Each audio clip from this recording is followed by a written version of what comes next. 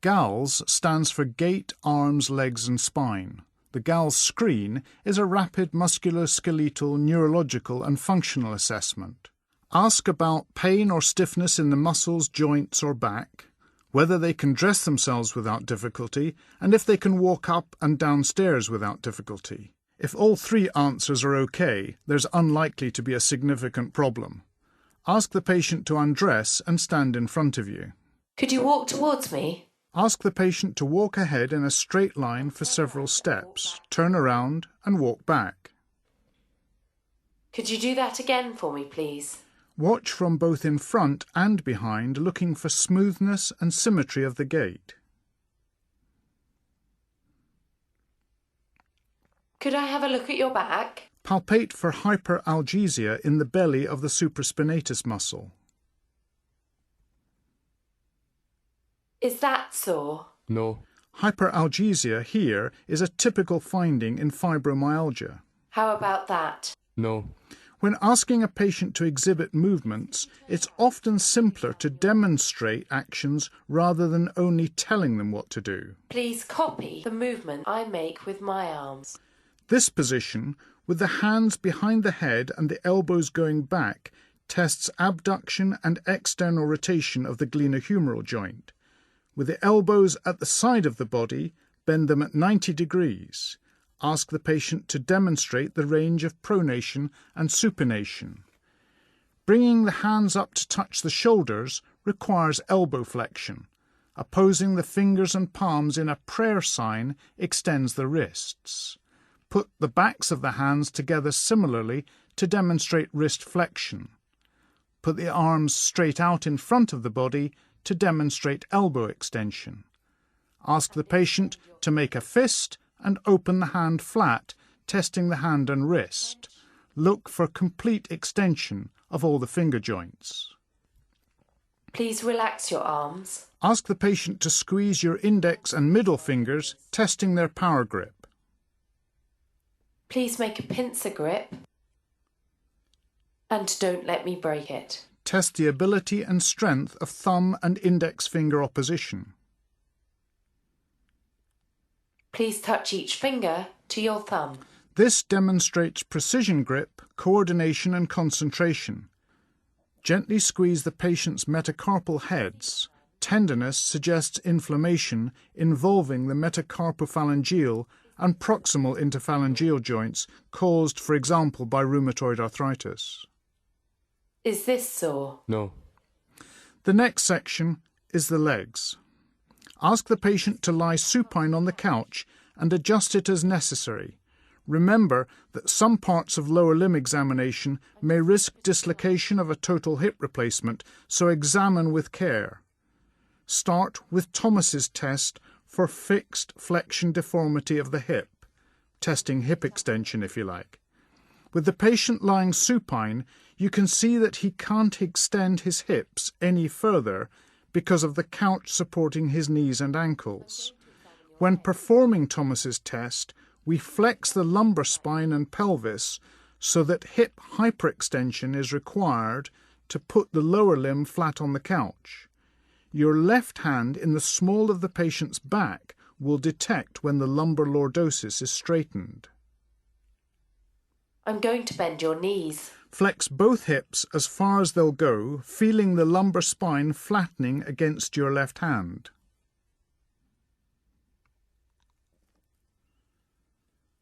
Could you straighten your left leg for me? Putting the left lower limb flat on the couch with the lumbar spine still flexed shows a few degrees of hyperextension of the left hip.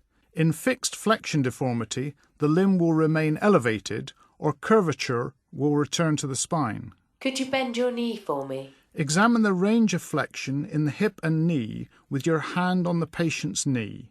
This allows you to feel for crepitus in the patellofemoral joint.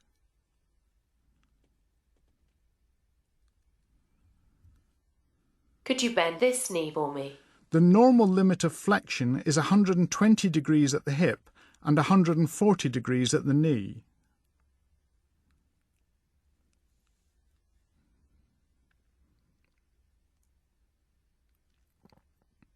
Could you bend this knee for me?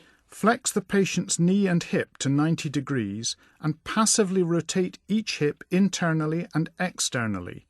Think about the anterior of the thigh when working out which direction is which.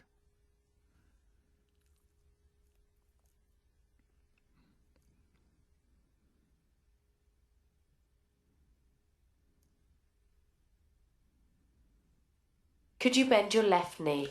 Be careful to do this test gently. It may be uncomfortable for the patient. Note any pain or restriction of movement. The normal range is 45 degrees in each direction.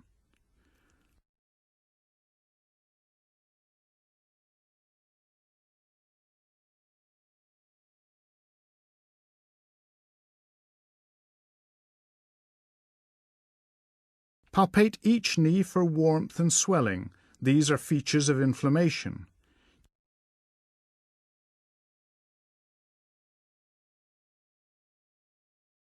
Check for the patellar tap caused by knee joint effusion.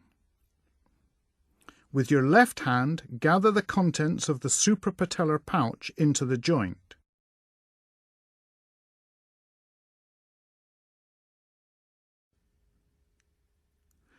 Look at the feet for any abnormality. Examine the soles, looking for calluses or ulcers indicative of abnormal load bearing.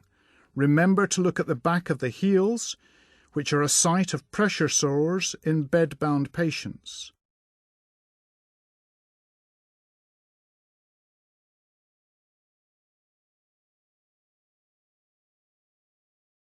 Look at the alignment of the toes and gently squeeze the metatarsal heads together. Is this sore?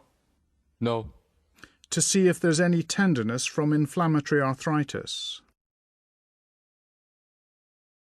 And this? No.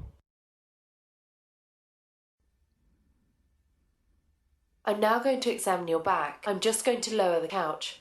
Finally, the spine. We need the patient standing again. Lower the couch to a height that is safe for them to climb off.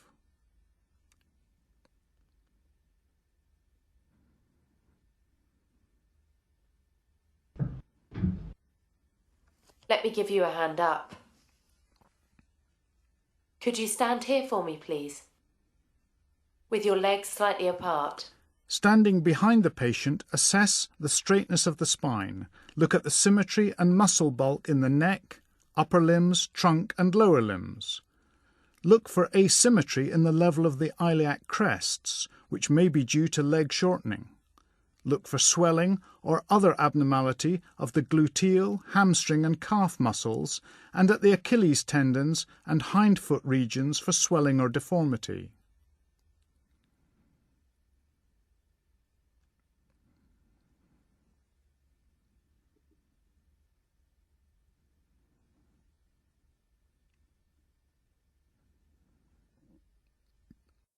Could you try and touch your toes? Stand beside the patient while they bend down.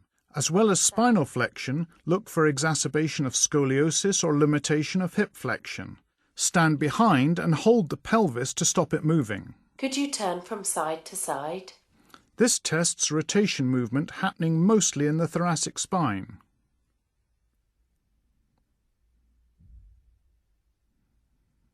Could you slide your right hand down the outside of your right thigh towards your knee? And the same on your left side. Testing lateral flexion, which occurs mostly in the lumbar spine. Could you turn to face me? Can you try and put your right ear to your right shoulder? Lateral cervical flexion. And the same on your left. Look up at the ceiling. Cervical extension. And down to your chest. And flexion. Please look straight ahead. Can you open your mouth and move your jaw from side to side? Testing function in the temporomandibular joint. Thank you.